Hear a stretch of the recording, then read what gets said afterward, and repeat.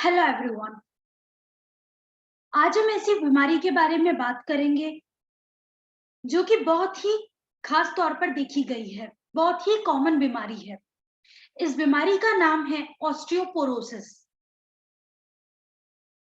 Osteoporosis क्या है, किन कारणों की वजह से होता है, क्या लक्षण दिखने को मिलते हैं, इसका कैसे पता किया जाता है, इसका इलाज क्या है, इसका फिजियोथेरेपी ट्रीटमेंट क्या है, इसका आप घर पे कैसे ध्यान रख सकते हैं, इन सब के बारे में हम बात करेंगे। तो ऑस्टियोपोरोसिस क्या है? आपकी हड्डी कमजोर हो जाती है और हड्डी छोटी सी चोट लगने पे हड्डी आसानी से टूट सकती है या फ्रैक्चर हो जाता है। तो इस बीमारी को ऑस्टियोपोरोसिस कहते हैं। ऑस्टियोपोरोसिस हमारी हड्डियों से संबंधित बीमारी है जिसमें हड्डियां जो है कमजोर हो जाती है, काफी कमजोर हो जाती है, जिस वजह से छोटी सी चोट लगने पर भी हड्डी इजीली ब्रेक हो जाती है, इजीली फ्रैक्चर हो जाता है और इजीली दिक्कत आती है। तो ऑस्टियोपोरोसिस का मतलब है पोरस बोन, यानी कि छिद्रपूर्ण हड्डियां। ऑस्टियोपोरोसिस एक तरह की सीरियस बीमारी है जिसमें हमारी जो हड्डी है वो बहुत कम होनी शुरू हो जाती है। हड्डी जो है हड्डी में बहुत ज्यादा कमी आने लगती है। जितनी हड्डी का नॉर्मल साइज होना चाहिए, डेंसिटी होनी चाहिए, उतना नहीं रहता, उससे काफी हद तक कम हो जाती है।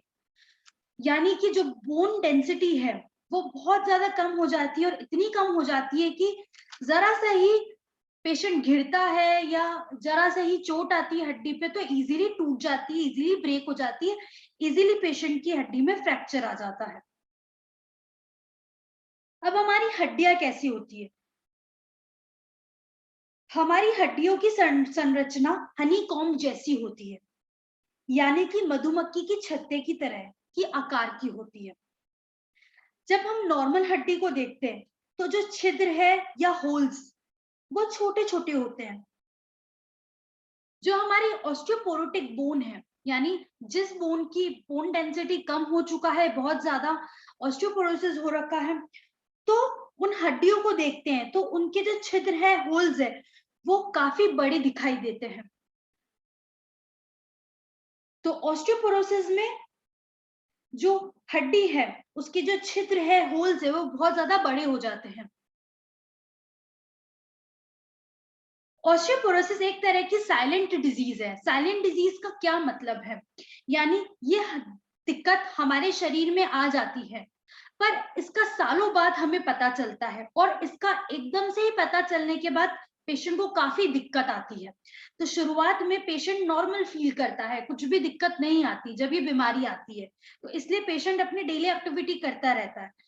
पर जब ये एकदम से ही बीमारी सिवियर कंडीशन में आ जाती है जिसका पता नहीं चलता है, और वो तभी पता चलता है जब थोड़ा सा ही गिरने पे पेशेंट को चोट आ जाती है, हड्डी ब्रेक हो जाती है, फ्रैक्चर हो जाता है, डिसलोकेशन हो जाता है, तब ये पता चलता है ऑस्टियोपोरोसिस के बारे में, इसलिए इसे साइलेंट डिजीज कहा गया है। अब बोन लॉस क्या होता है, हम किसे कहेंगे बोन लॉस? हमारे हड्डियों में मिनरल्स होते हैं जैसे कि कैल्शियम, वो बहुत जरूरी है।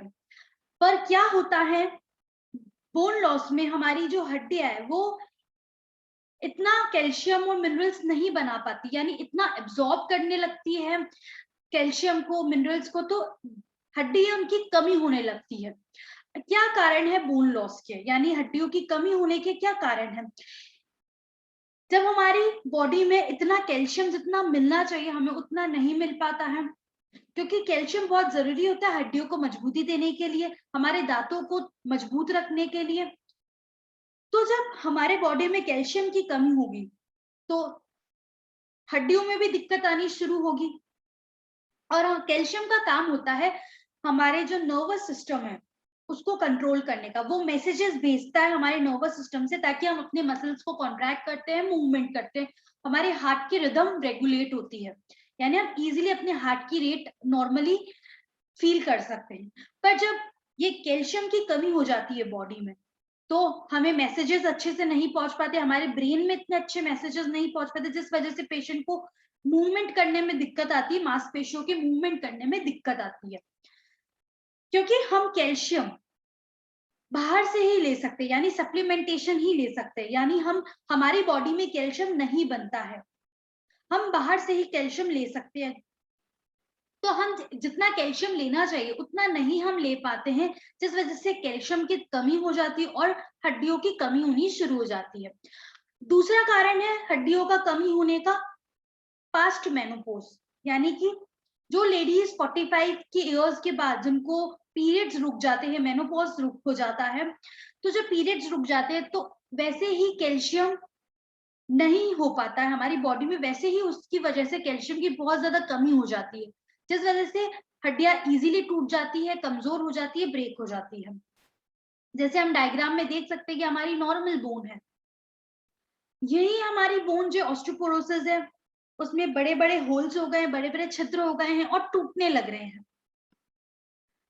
अब ऑस्टियोपोरोसिस और ऑस्टियोपीनिया ये दो अलग अलग दिक्कत है, इनमें क्या डिफरेंस है आप डायग्राम में देख सकते हैं, ये दोनों अलग दिक्कत है। तो ऑस्टियोपीनिया एक अलग ही बीमारी है ऑस्टियोपोरोसिस से।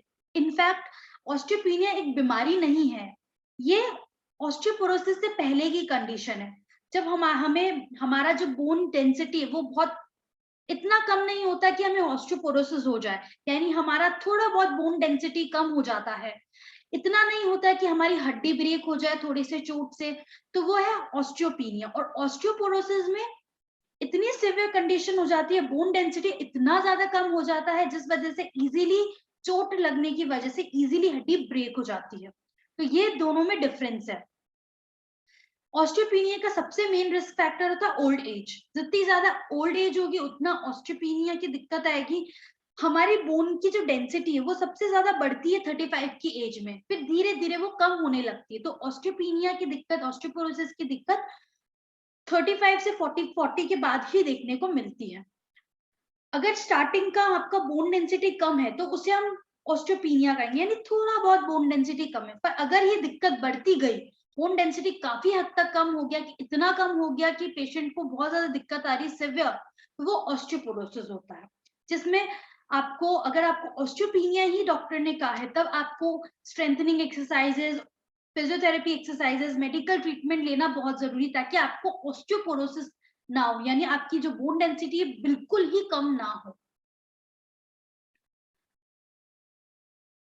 अब जो ऑस्टियोपीनिया है इसमें क्या होता है, सिर्फ थोड़ा बहुत जो नॉर्मल बोन डेंसिटी हमारा होता है उससे थोड़ा बहुत कमी होती है, पर ऑस्टियोपोरोसिस में काफी हद तक बोन डेंसिटी की कमी हो जाती है, जिस वजह से इजीली ब्रेक हो जाती है हड्डी।